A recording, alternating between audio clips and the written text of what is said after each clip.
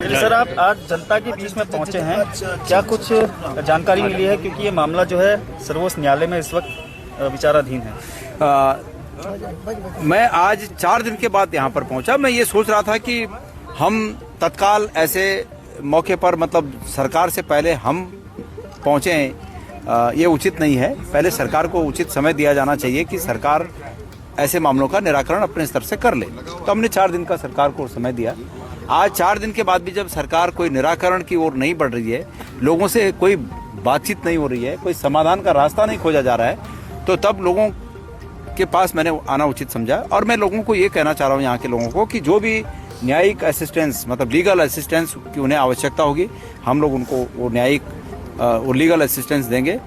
साथ साथ में सरकार को मैं रास्ता भी दिखा रहा हूँ कि सरकार, ये ऋषिकेश तक की बात नहीं है, हल्द्वानी है, रामनगर में पुछड़ी एक बहुत बड़ा इलाका है, वहाँ है, ऋषिकेश है, गांव में मतलब पहाड़ों में जगह जगह ऐसे मामले हैं जहाँ पर लोग पुश्तैनी रूप में भूमियों में जिन जमीनों में रहते आ रहे हैं, आज वो वन विभाग की निकल रही है।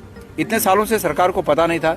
और यहाँ तक भी है कि सरकारें अतीत में उन जमीनों के लिए लगान लेती थी, तो इसका मतलब सरकार को भी पता नहीं था। पर अब जाके ये पता चल रहा है कि ये वन विभाग की थी।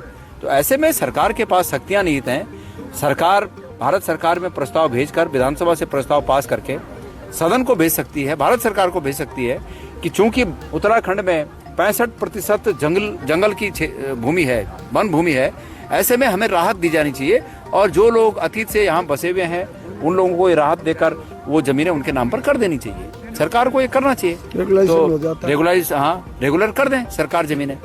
दूसरा, मैं एक बात ये कहना चाहता हूँ कि एक तो सरकार के पास ये रास्ता है, दूसरा सरकार के पास और आसान रास्ता है। कोर्ट ने ये कहा है कि रिहायशी इलाकों को छोड़कर जो खाली भूमि है, सिर्फ उनकी पैमाइश हो, ये कहा है। अब सरकार को काम ये था कि सरकार इन लोगों से बातचीत करती और इन लोगों को एक एफिडेविट देती कि हम उसी सीमा तक कार्रवाई कर रहे हैं जिस सीमा तक कोर्ट ने हमें आदेश कर रखा है, हम आपके रिहायशी इलाकों को बिल्कुल नहीं छेड़ रहे हैं।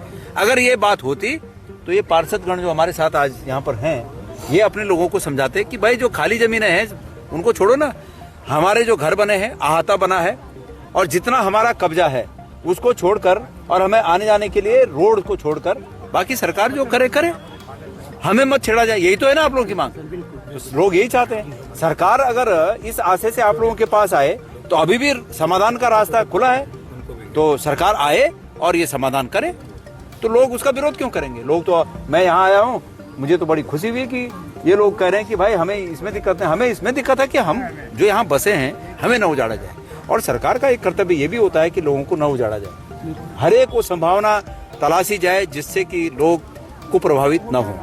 हर वो संभावना सरकार को तलाशनी चाहिए। धन्यवाद। अच्छा सर, इस मामले में अब एक विपक्ष के रूप में आप लोग पहुंचे, तो मैंने, देखिए मेरी बात सुनिए, हम पहले विरोध की बात नहीं करेंगे, हम पहले इसके हल की बात करेंगे। विरोध तो तब होगा कि जब सरकार बिल्कुल बोलेगी हम करने वाले ही नहीं है, तब हम विरोध करेंगे। अभी हम चाहते हैं कि सरकार ये हल करे, और सरकार पक्ष विपक्ष होता है। अब हम यहाँ आ गए तो कल से वो कहेंगे कि कांग्रेस के लोग राजनीति कर रहे हैं, पर हम तब कर रहे हैं राजनीति जब वो नहीं आए।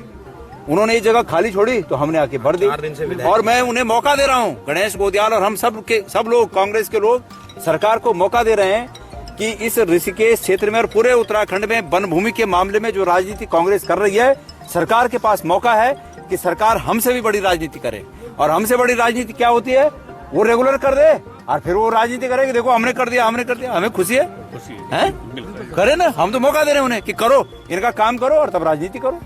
हाँ, धन्यवाद। अच्छा सर, एक आखिरी सवाल रहेगा। जब से यहाँ पर वन विभाग की टीम पहुंची है, तब से यहाँ के लोग एक तरह से तनाव में है कि कहीं, मैंने कहा ना, अभी वही कहा मैंने कि इसमें सवाल एक ये भी है कि यहाँ की जनता अपने क्षेत्रीय विधायक को ढूंढ रही, जो अभी तक नहीं पहुंचे जनता के बीच में। इस पर भी नहीं, क्षेत्रीय विधायक अगर वादा करके जीते होते इनसे कि मैं तुम्हारे सुख दुख में साथ रहूंगा, तो आज यहाँ होते। उन्होंने वादा क्या किया था? धर्म बचाना है, और लोगों ने वही माना। मोदी जी को लाना है, और लोगों ने वही माना। तो भाई उनको चूंकि ये विश्वास है कि जब 2027 का चुनाव आएगा, फिर एक बड़ा जादूगर आएगा और ये लोग दनादन फिर वोट देंगे, तो जब आसान है रास्ता, तो फिर इनके बीच क्यों आना है? उनको ये रास्ता पता है शायद, इसीलिए वो यहाँ नहीं आए।